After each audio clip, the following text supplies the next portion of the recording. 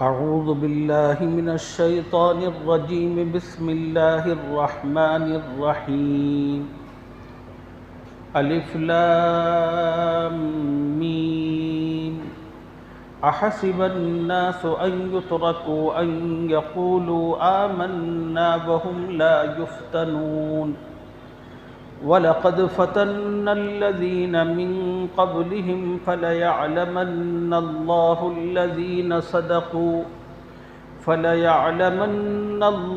الَّذِينَ صَدَقُوا وَلَيَعْلَمَنَّ الْكَاذِبِينَ. أَمْ حَسِبَ الَّذِينَ يَعْمَلُونَ السَّيِّئَاتِ أَن يَسْبِقُونَا سَاءَ مَا يَحْكُمُونَ. من كان يرجو لقاء الله فإن أجل الله لآت وهو السميع العليم. ومن جاهد فإنما يجاهد لنفسه إن الله لغني عن العالمين. والذين آمنوا وعملوا الصالحات لنكفرن عنهم سيئاتهم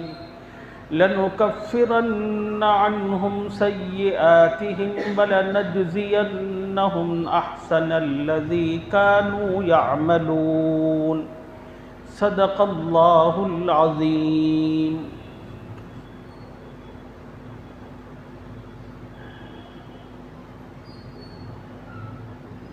اللہ کے کرم سے اور اس کی توفیق سے ایک نئی سورت شروع ہونے جا رہی ہے جس کا نام سورۃ العنکبوت ہے۔ اللہ تعالیٰ نے یہ سورت پیارے نبی صلی اللہ علیہ وسلم پر ہجرت فرمانے سے پہلے نازل کی۔ اسی مناسبت سے اس سورت کو مکی کہا جاتا ہے۔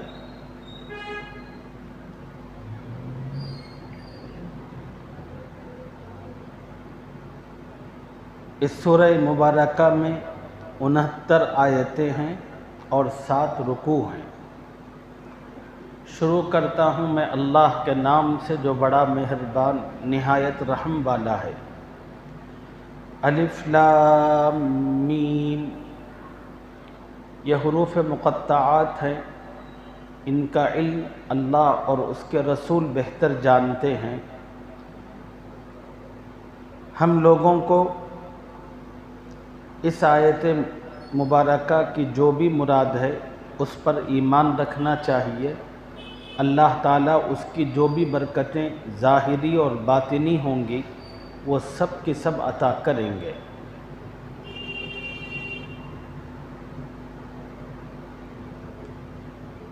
یہ سورہ مبارک اللہ نے اس زمانے میں نازل فرمائی جب مکے میں ایمان والوں پر سخت ترین ظلم ہوا کرتا تھا۔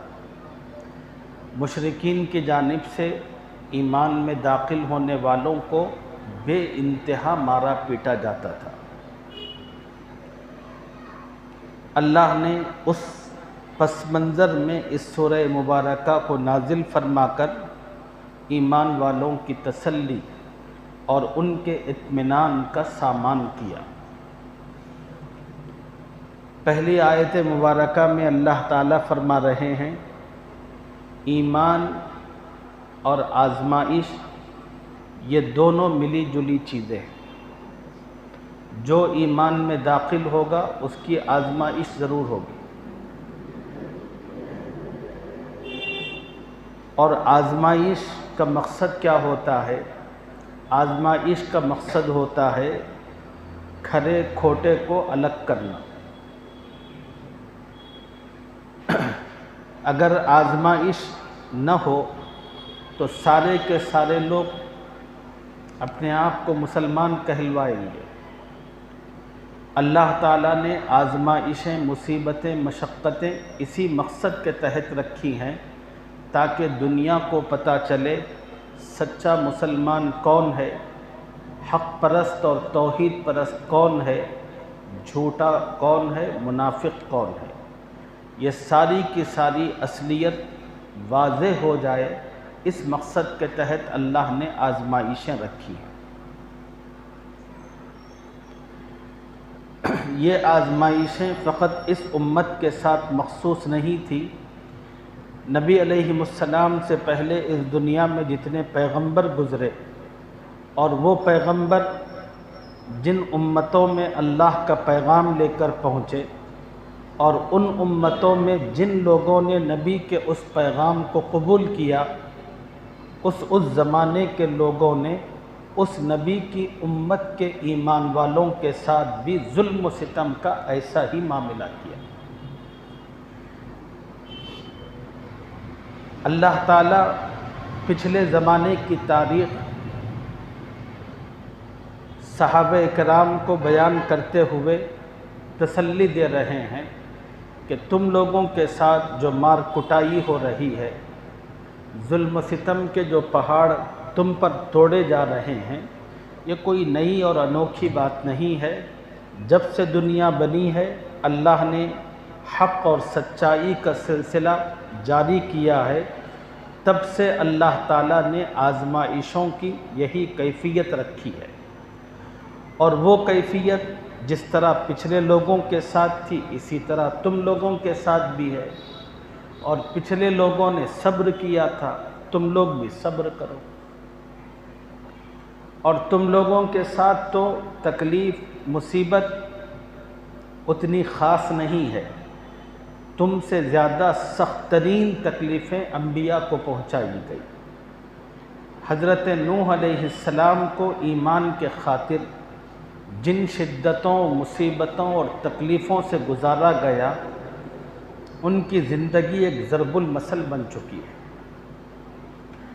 حضرت نوح علیہ السلام کو اللہ نے الف سنۃ الا 50 عاما 950 برس کی زندگی دی تھی، اور یہ ساری زندگی انہوں نے اللہ کے دین کی تبلیغ میں لوگوں کو ایک خدا کی خدائی سمجھانے میں گزار دی۔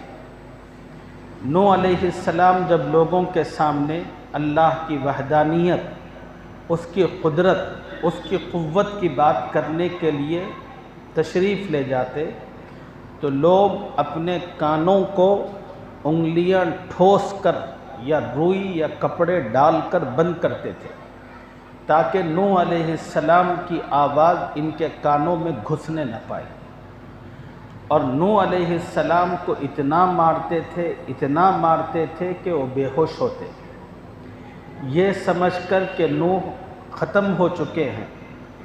ان کی قوم کے بدبخت لوگ ان کو تھیلے میں پیک کر کے بستی کے باہر جہاں کوڑا کرکٹ پھینکا جاتا ہے وہاں لے جا کر پھینکاتے۔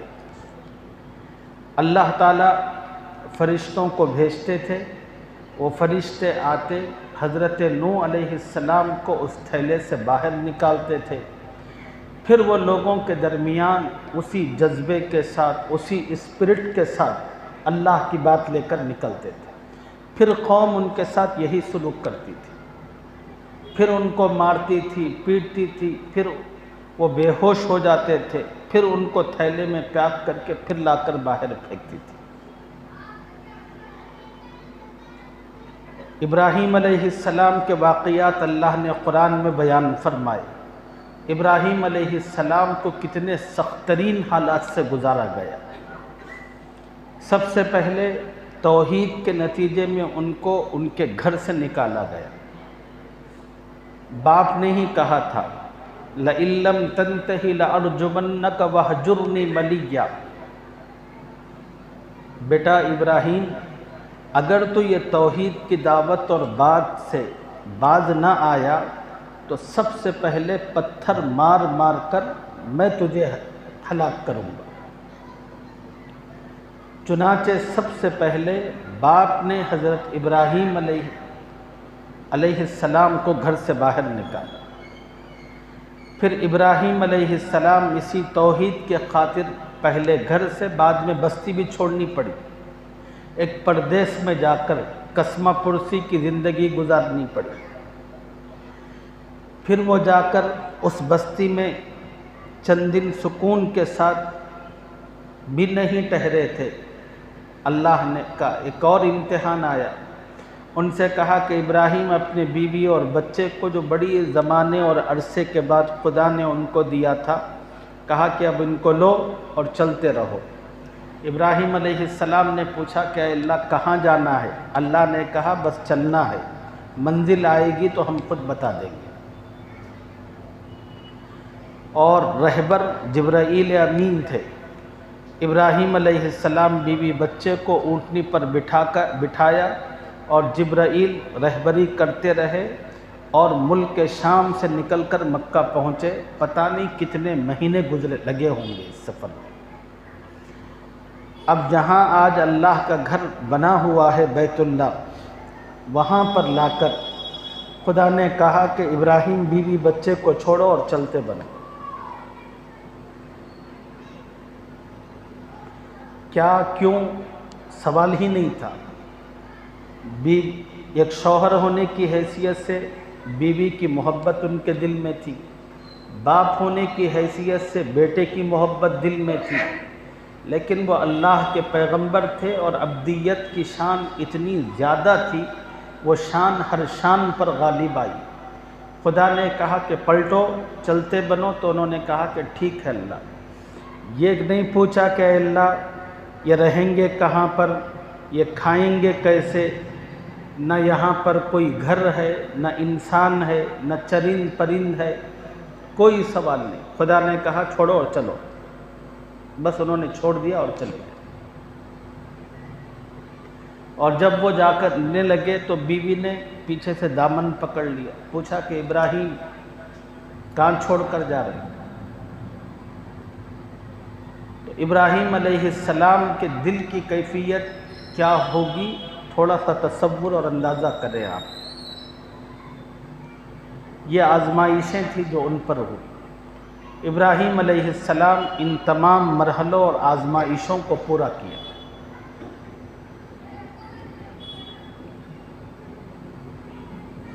بڑی عمر تھی، اس عمر میں اللہ کی جانب سے خطرے کا حکم آیا، ختنے کا۔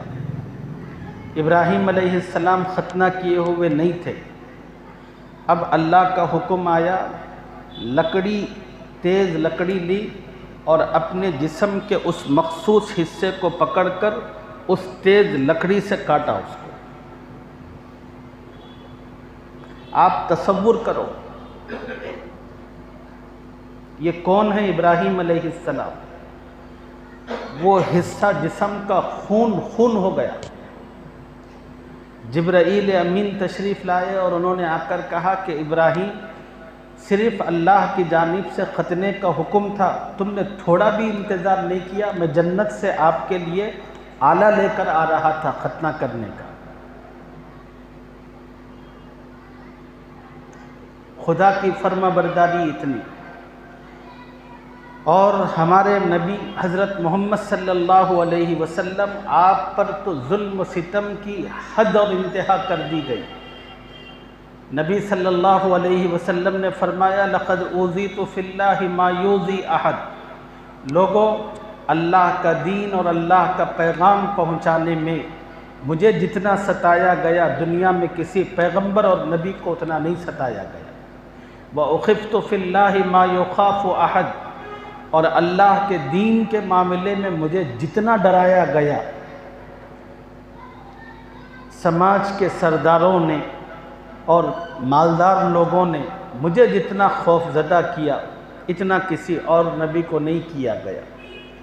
حضور صلی اللہ علیہ وسلم نے ایک حدیث میں فرمایا ان اشد الناس بلاء الانبیاء ثم الامثل فالامثل، اس دنیا میں اللہ کی سب سے زیادہ پریشانیاں، مصیبتیں، تکلیفیں نبیوں پر آتی۔ اللہ کی جانب سے سب سے زیادہ آزمائشیں نبیوں پر آتی ہیں۔ ثم الامثل فالامثل، پھر جو شخص نبی سے جس قدر قریب ہوتا ہے اس پر آزمائشوں کا سلسلہ اسی اعتبار سے ہوتا ہے۔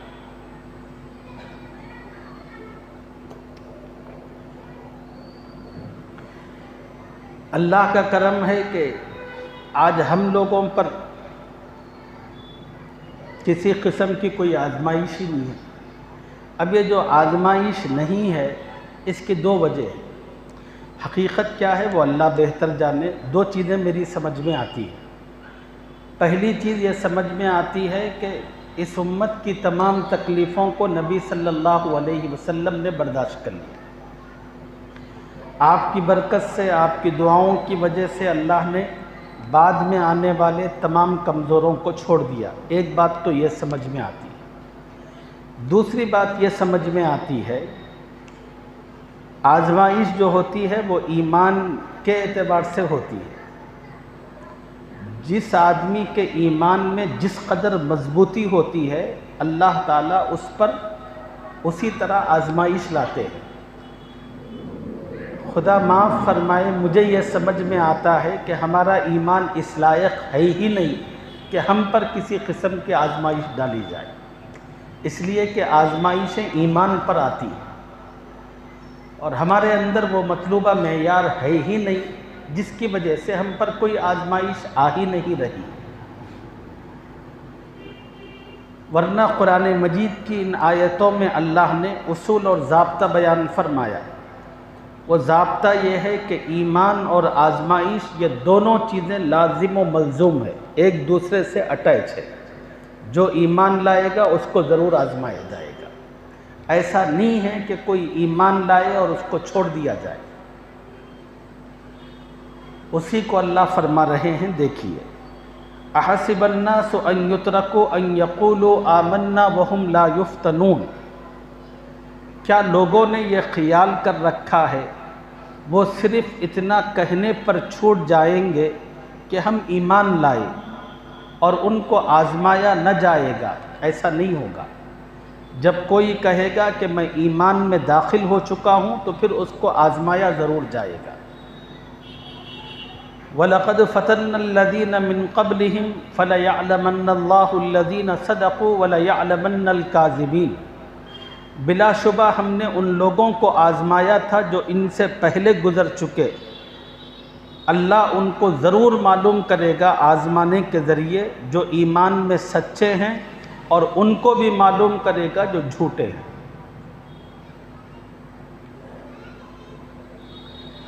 اب اگلی آیتوں میں جو مضامین ہے اس کا تعلق بھی اسی سے ہے، انشاءاللہ اس کی تفصیل اگلے سبق میں آپ حضرات کی خدمت میں عرض کریں گے۔ اللہ مجھے اور آپ کو کلام پاک کا صحیح فہم اپنے کرم سے عطا فرمائے، آمین یا رب العالمین۔